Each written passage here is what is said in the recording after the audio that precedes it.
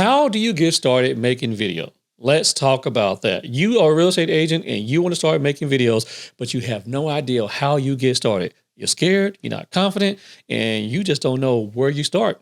Well, by the time you watch this video, we're going to go from start to finish. I'm going to give you guys some tips, my 5 tips when it comes down to getting started in making videos and how you do this. All right. Make sure you like, share, and subscribe. Let's go.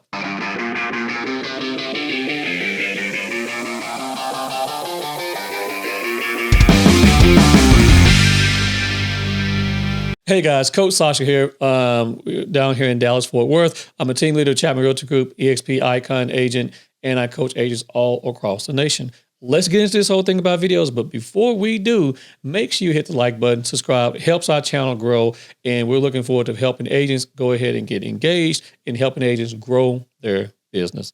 Now, how do you get started making videos? Well, number one, who's your audience? Number one, understand who your audience is and who you're making videos for.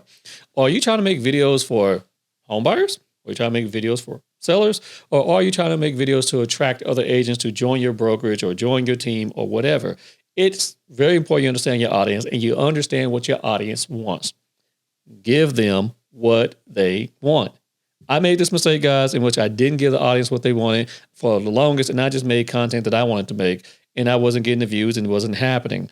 And then I started making more tech videos, which is what agents want to know, how to use tech and use my brain from that perspective.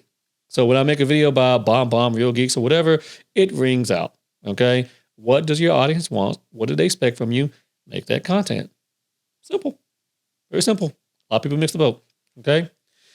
Number 2, let's understand where your content is going to be going. Okay, let's talk about social media. All right, so understanding what social media platform you're going to use is very, very big. So it goes along with time. Okay, so if I'm going to be making a YouTube video, A, I need to know that video needs to be landscape. 2, it can be a much longer video. In fact, the longer I make the video and the more you guys watch it, if you keep watching, watch to the end, please, YouTube will reward me with the algorithm and let my video be seen by more and more people and send more people to my channel. YouTube loves engagement. So that's there you go. So understanding with the length of time. Now, when it comes to Instagram, when it comes to TikTok, that's a short form video medium. Okay, so understand that. TikTok is usually 90 seconds, same thing with Reels. You can get a TikTok all the way up to 10 minutes, but I am not watching a 10-minute TikTok. I am scrolling mindlessly on my TikTok, just trying to escape reality. Had a bad day, had a seller who was mad at me, had a buyer who didn't do X, Y, and Z, and I just wanted to laugh and look at some puppies. That's me on TikTok. So understanding where your social media medium that you're using is very important, and then the length of time that you need to make said video on that particular medium. So make sure you experiment with that, right? I would just tell you this. If you have a lot of success making short form video, you can eventually start making longer videos. And if you do make longer videos, just understand if you start shooting them properly, you can then start cutting those videos into short form videos. You would notice I would take my YouTube video and I would cut that up all the time, and I use those for Reels as well, because sometimes I'm making a point that's more important. And so just know that making longer video, guys, can really help you as well, because now you can have multiple content out of that. So think about it. I just want you to get started. So let's get back to it. All right. Number 3, what do you need to make video? Do you need a fancy camera? No, you don't need a fancy camera. This works. An iPhone, or a Droid if you have that, whatever. Most of these phones, cameras are excellent. They go all the way up to 4K. You don't need to get any fancier than that. You don't have to go get a Sony like I'm shooting this on a Sony ZV-E10. I have graduated to this level, but it's not exactly necessary. I just like the way it looks, and I can get the same look and the same effect on a iPhone if I want to. Okay, I just can't be on the phone and do it at the exact same time. So there you go. But just get started with your smartphone and go from there. You don't have to buy a whole lot of things. Okay.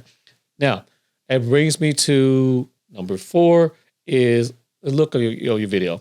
Okay. You need to have good lighting. You need to have really good lighting.